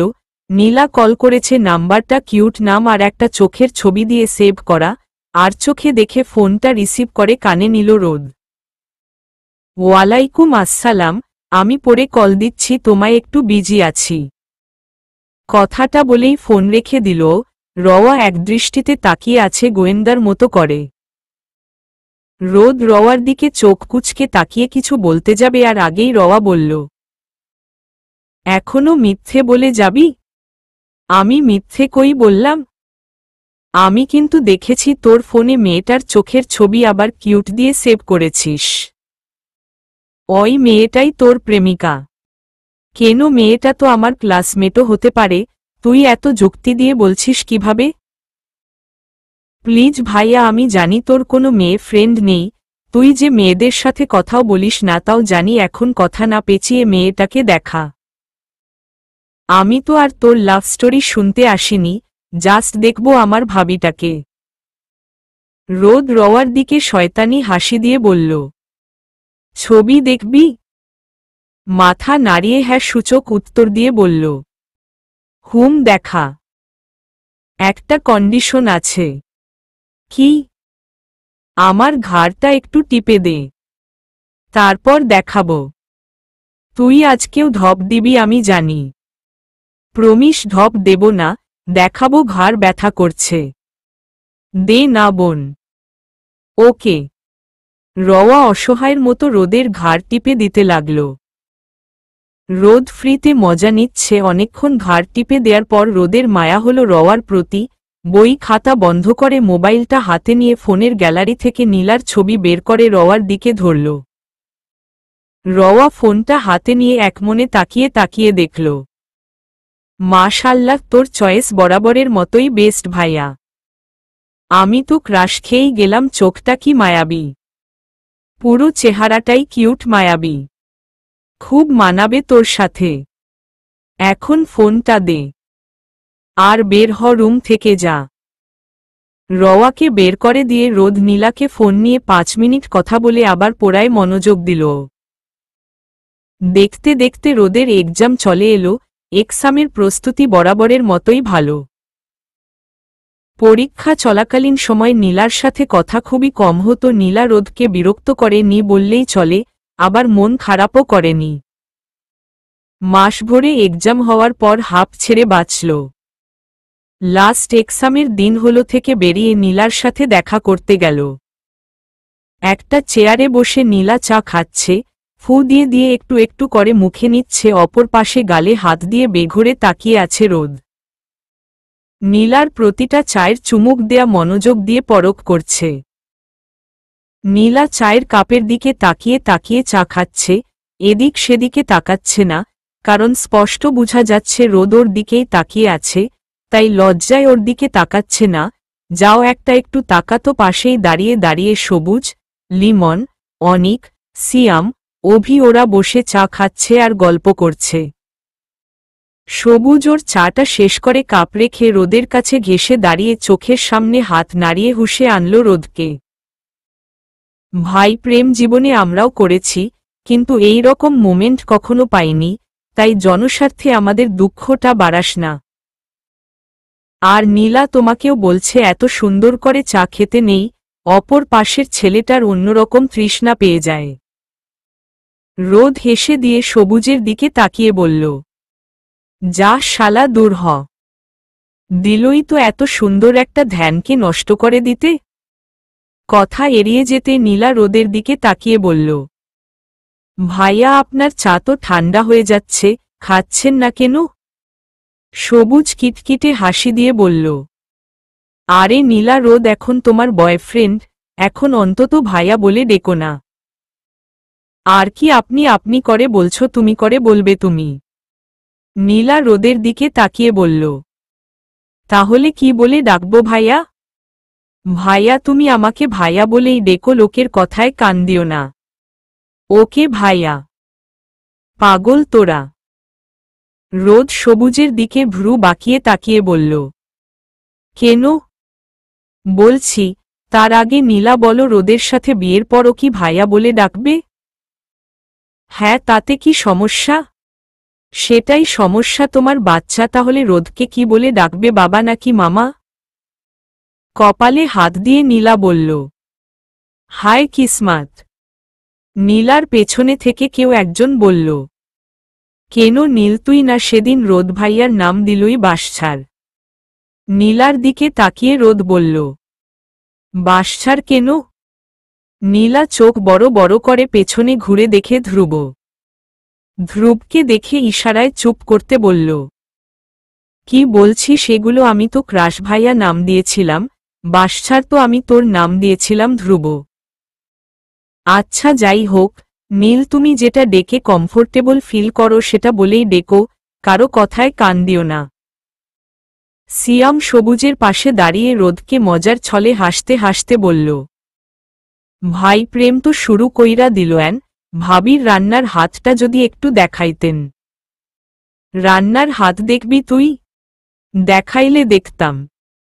রোদ নীলার ডান হাতটা নেড়েচেড়ে দেখে সিয়ামের দিকে তাকিয়ে বলল, ভালোই আছে, ফর্সা আছে, আবার হাতে একটা আংটিও আছে। আর কিছু? রোদের কথা শুনে সবাই হেসে দিল। ক্যাম্পাসে বসে গ্রুপ স্টাডি করছে বন্ধুদের সাথে, এমন সময় শরীফুল স্যার পিয়নকে দিয়ে রোদকে ডেকে পাঠাতেই রোদ স্যারের অফিসে আসে। May I come in sir? Yes come in. আসসালামু আলাইকুম স্যার। ওয়ালাইকুম আসসালাম। Rod, are you mentally ready? Yes sir. Good. কিন্তু তোমার মুখ শুকনো লাগছে কেন, এনি প্রবলেম? না স্যার, কোনো প্রবলেম নেই, জাস্ট একটু নার্ভাস লাগছে আর কি। কিছু শীট রোদের দিকে বাড়িয়ে দিয়ে বলল। এখানে সব শিডিউল আছে, কবে কোনোটা পড়াবে সব আছে। Okay sir. ওলি স্যারের লেকচারটা দিবে আজকে, ফার্স্ট পিরিয়ড ছিল উনার। Okay sir. রোদের কাঁধে হাত দিয়ে বলল। বেস্ট অফ লাক রোদ। রোদ হালকা হেসে বলল। Thank you sir. স্যারের সাথে আলাপ করে বেরিয়ে এলো। সাইরেন বাজার সাথে সাথে রোদ ক্লাসের দিকে গেল। রোদ ক্লাসে ঢুকতেই দেখে কোথাও নীলা ধ্রুবকে দেখা যাচ্ছে না, এদিক ওদিক তাকাতেই দেখে ক্লাসের লাস্ট বেঞ্চে দুই ফাঁকিবাজ বসে স্কুলের বাচ্চাদের মতো কলম টোকা খেলছে, ক্লাসে যে কেউ এসেছে সেদিকে তাদের কোনো হুঁশ নেই। ওদের এমন হাল দেখে রোদের মাথায় আকাশ ভেঙে পড়ার অবস্থা, এতদিনে চিলতে পরিমাণেও বুঝতে পারেনি ওরা কোনো ক্যাটাগরির। আজকে ক্লাসে ঢুকেই এক নজরে বুঝে গেল ওদের ক্যাটাগরি। রোদ ডেস্কের সামনে দাঁড়িয়ে গলা উঁচু করে বলল, এভরিওয়ান অ্যাটেনশন প্লিজ। রোদের গলার আওয়াজ পেয়ে সামনের দিকে তাকালো দুইজনে একসাথে, রোদের সাথে চোখে চোখ পড়তেই রোদ নজর ফেরাল। নীলা ধ্রুবর দিকে তাকিয়ে বলল, হ্যাঁ রে ধ্রুব, আজকেও কি কোনো ক্লাস টেস্ট হওয়ার কথা ছিল? কই না তো। এখন তো অলিউল্লাহ স্যারের ক্লাস ছিল। তাহলে রোদ ভাইয়া এখানে কি করছে? আমিও তো সেটাই বুঝতে পারছি না। মেবি কিছু অ্যানাউন্স করতে এসেছে। হতে পারে। আগের দিন লাস্ট ক্লাস অলিউল্লাহ স্যারের ছিল, ক্লাস শেষে উনি অ্যানাউন্স করে গেছেন আজকে উনার ক্লাস রোদ নেবে, সবাই সেটা জানে কিন্তু নীলা ধ্রুব জানে না, কারণ একটাই ক্লাস বাঙ্ক দিয়েছে দুজনেই। রোদ কথা না বাড়িয়ে মার্কার পেন থেকে হেড খোলে হোয়াইট বোর্ডে হেডলাইন করে লিখল, ইন্ট্রোডাকশন টু অ্যালগরিদম। এবার স্টুডেন্টদের দিকে ঘুরে বলল, এভরিওয়ান ওপেন দিস বুক।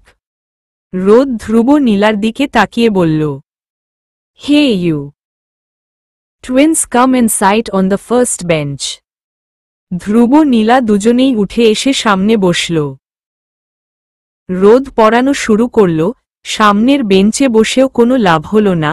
নীলা গালে হাত দিয়ে রোদের দিকে একমনে তাকিয়ে আছে, কেমন যেন একটা অন্যরকম লুক নিয়ে আছে রোদ, স্যারদের মতোই কঠিন দেখাচ্ছে, অথচ এই ছেলেটা ক্লাস থেকে বের হলেই স্বাভাবিক হয়ে যায়।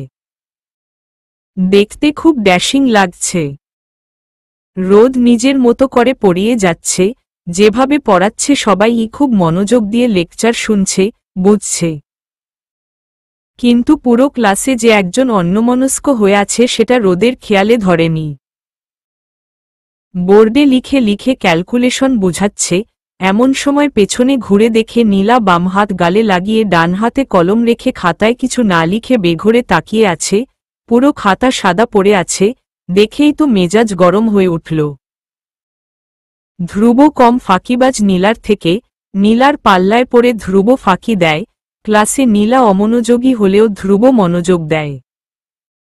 রোদ চোখ গরম করে বলল, হে ইউ স্ট্যান্ড আপ। নীলা ছিটকে উঠল, গাল থেকে হাত সরিয়ে সোজা হয়ে বসল।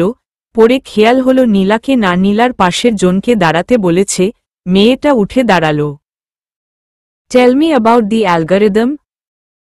An algorithm is a list of step-by-step instructions that are followed in order to get a task done. পুরোটা বলার আগেই রোদ বলল, ওকে সিট ডাউন। নীলার এটেনশন পাওয়ার জন্য পাশের মেয়েটাকে পড়া ধরল। নীলা রোদের চোখের দিকে তাকিয়ে স্পষ্ট বুঝতে পারল, রোদ রেগে আছে হয়তো ওর উপর। এবার ভালোমতো মনোযোগ দিয়ে লেকচার শুনে বুঝে খাতায় নোট করা শুরু করল। ক্লাস শেষ দিয়েই রোদ বেরিয়ে গেল।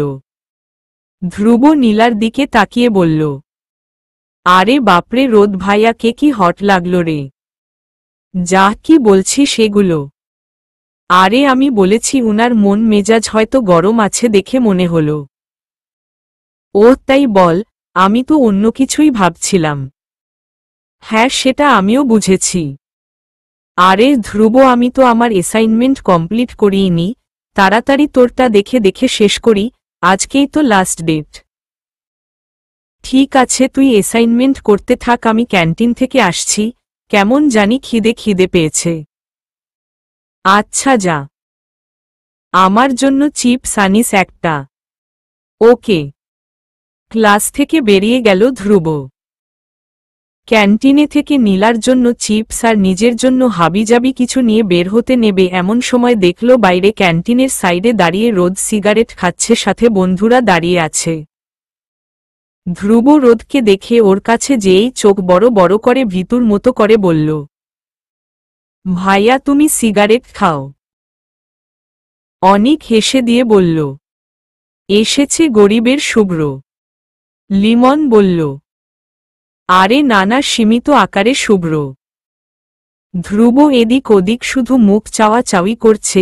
রোদ ধ্রুবকে বলল, কেন সিগারেটে কি সমস্যা? নীল তো সিগারেট খাওয়া পছন্দ করে না, তুই পছন্দ করিস? ধ্রুব হেসে দিয়ে বলল, আমি তো ধোঁয়াই সহ্য করতে পারি না, পছন্দ তো দূরে থাক। ট্রাই করে দেখতে পারিস কিন্তু, খারাপ না। বিব্রতভাবে উত্তর দিল। কম ধোঁয়া আলা সিগারেট থাকলে ট্রাই করা যেতে পারে। থাক বাবু, তোমাকে আইসক্রিম খাওয়াই মানায়, এসব খেতে হবে না। বাইদি ওয়ে তোদের দুই ভাই বোনের সাথে বোঝাপড়া আছে, বোনকে সাথে করে নিয়ে আসিস। ঠিক আছে আমি যাচ্ছি তাহলে। হুম যা, আর যেন ক্লাসের বাইরে না দেখি। ধ্রুব মাথা নাড়িয়ে উত্তর দিয়ে চলে গেল। অ্যাসাইনমেন্ট বাকিগুলো বসে বসে কমপ্লিট করছে এমন সময় সামনে কেউ এসে বসল। মাথা উঁচু করে তাকাতেই দেখে মাহিন বদনজর দিয়ে তাকিয়ে আছে। নীলা মাহিনকে দেখে মাথা নিচু করে নিজের কাজে মনোযোগ দিতে লাগল। কি করছো নীলা? নীলা মাহিনের চোখের দিকে বিরক্তি নিয়ে তাকিয়ে বলল, আল্লাহ কি সাথে চোখ দেয়নি? ঘাড় বাঁকা করে খাতার দিকে তাকিয়ে বলল, অ্যাসাইনমেন্ট ক্লাসে বসে করছো কেন? তার কৈফিয়ত আমি আপনাকে দিতে যাব কোনো দুঃখে। না দিলেও বুঝে গেছি আজকে মেবি লাস্ট ডেট। নীলার খাতা টান দিয়ে বলল, এত কষ্ট করে করতে হবে না, তোমার দাও আমি করিয়ে আনছি। নীলা চোখ গরম করে তাকিয়ে বলল, আপনি কি আমার বাবার আমলের চাকর? নাকি আল্লাহ আমাকে হাত দেয়নি যার জন্য দয়া দেখাতে এসেছেন? খাতা ছেড়ে দিয়ে বলল, বাহ, ভালো কথা জানো তো দেখছি। নীলা দাঁতে দাঁত চেপে উত্তর দিল, আমি আরো অনেক কিছুই জানি, দেখাবো? না থাক, দেখার মুডে নেই। বাই দি ওয়ে, শুনলাম তুমি আর রোদিনের রিলেশনশিপ, কথা কি সত্যি? আপনার আবার কানও আছে? মানে? কান থাকবে না কেন? তুমি কি আমার কান দেখতে পাচ্ছ না? কান থাকলে কি তাহলে আমি ধরে নেব আপনি বেহায়া নির্লজ্জ? এত অপমান করার পরেও সামনে এসে দাঁড়ান। আল্লাহ কি হাঁস মুরগির সমানও লজ্জা দেয়নি? হয়তো বা নির্লজ্জয়, কিন্তু সেটা শুধু তোমার কাছেই। যাই হোক, শুনেছি যখন সত্যিই হবে।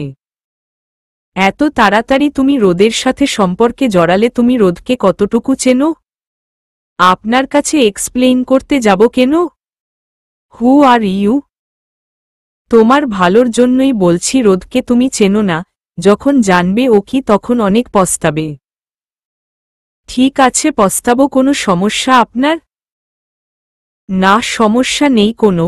তবে জেনে রাখো, রোদের সাথে তোমার সম্পর্ক টিকবে না। খাতা কলমে লিখে দিয়ে যাচ্ছি।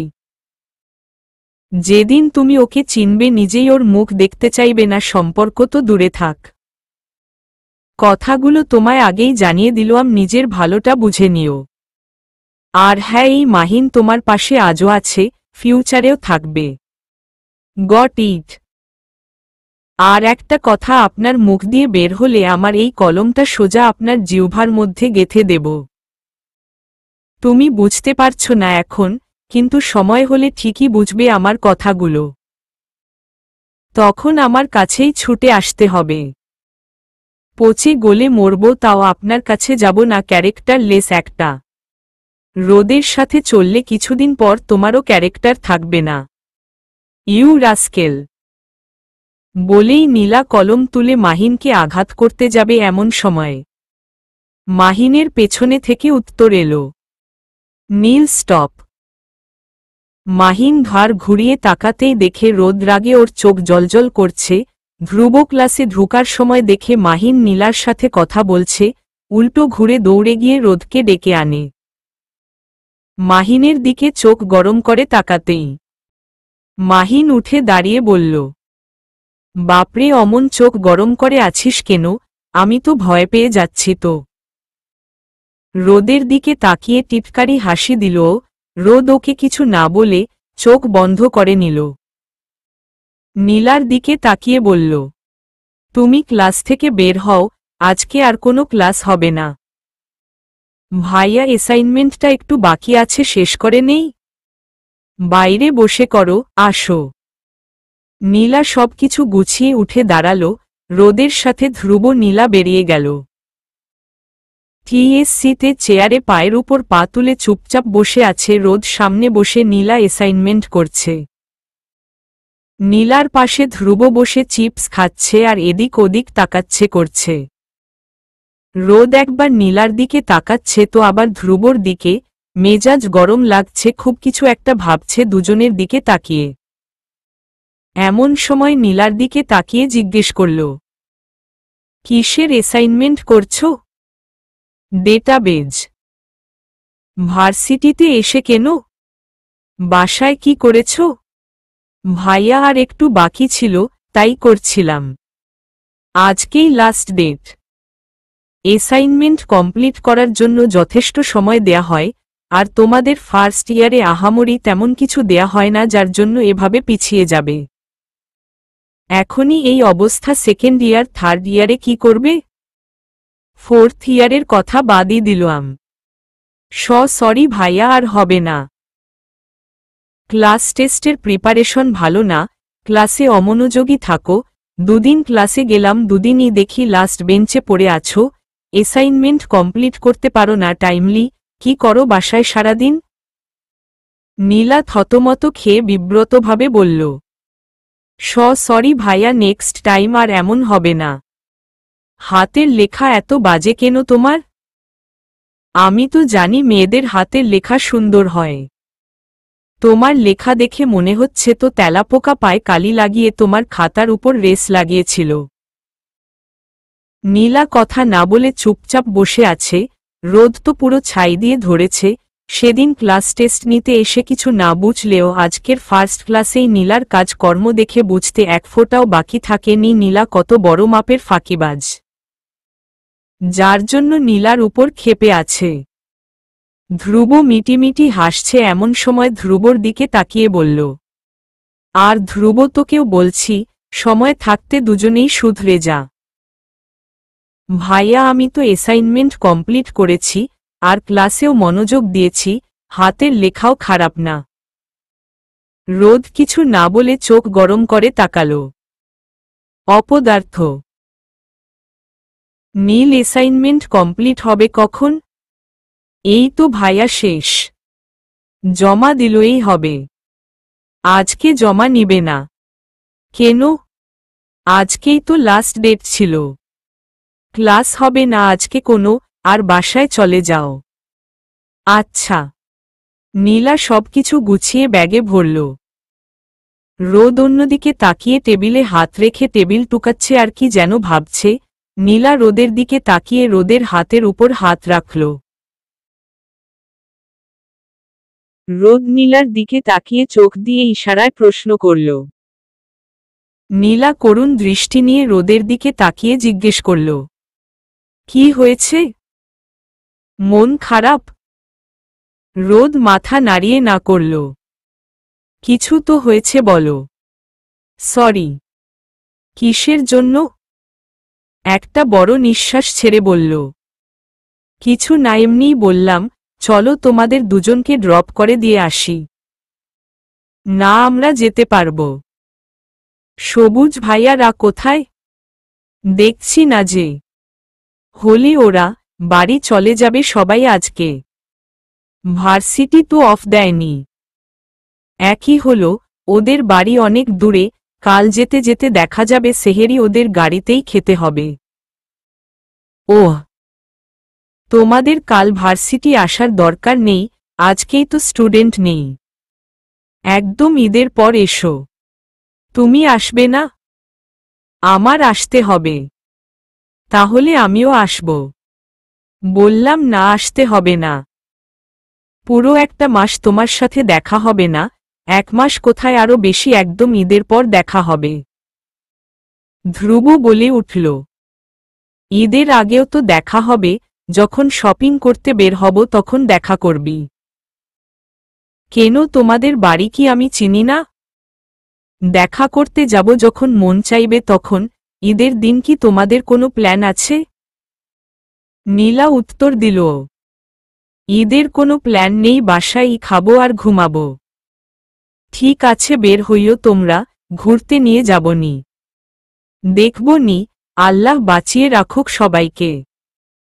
তুমি কখন ফিরবে? এই তো ওরা বেরুলেই ওদের স্টেশনে ড্রপ করে দিয়ে তারপর যাব। ওহ তাহলে ভাইয়াদের সাথে দেখা করে যাই আমরা। Is your wish madam. আচ্ছা তোমার মন খারাপ লাগছে কেন বলো, নাকি আমার উপর রাগ হচ্ছে? এমন শুকনো মুখ দেখতে ভালো লাগছে না। ভালোমতো পড়াশোনা করো, তাহলে কখনো আমার এই চেহারা দেখতে হবে না। ফাঁকিবাজ মানুষ দেখতে পারি না। আমার ভেতরে জায়গা করে নিতে চাইলে ভালোমতো পড়াশোনা করতে হবে। আচ্ছা ঠিক আছে পড়ব ভালোমতো। এবার একটু হাসো। আমি মুখের কথা বিশ্বাস করি না, কাজ দেখে বিশ্বাস করি। আচ্ছা ঠিক আছে আমি বই বের করে পড়তে বসছি এখনই। থাক আলগা পিরিত দেখাতে হবে না।